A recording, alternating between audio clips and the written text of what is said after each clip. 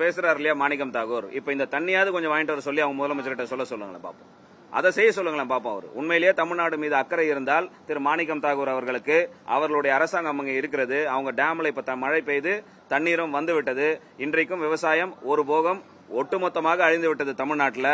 உங்களுக்கு எல்லாம் தெரியும். அடுத்த போகத்துக்காவது தண்ணீர் தேவை.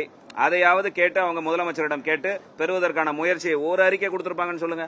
காவேரி பிரச்சனையில காங்கிரஸ் கட்சி இந்த பிரச்சனை ஆரம்பிச்ச பிறகு 2008 காவேரி வாட்டர் ட்ரிபியூனல் கொடுத்த அந்த ஜட்ஜ்மெண்ட்டை கெசட்ல கூட வெளியிடாத கட்சி காங்கிரஸ் கட்சி.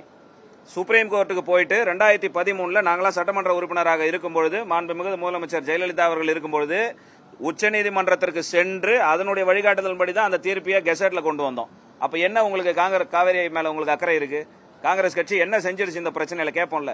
இது வரைக்கும் ஒன்னும் பண்ணல. இப்பவாவது உங்களுடைய முதலமைச்சர் அங்க இருக்கிறாரு, அவர்கிட்ட கேட்டு தண்ணீர் கொண்டு வருவதற்கான வழியாவது திரு மாணிக்கம் தாகூர் செய்வாரா என்று நாங்கள் எதிர்பார்த்து காத்து கொண்டு இருக்கிறோம்.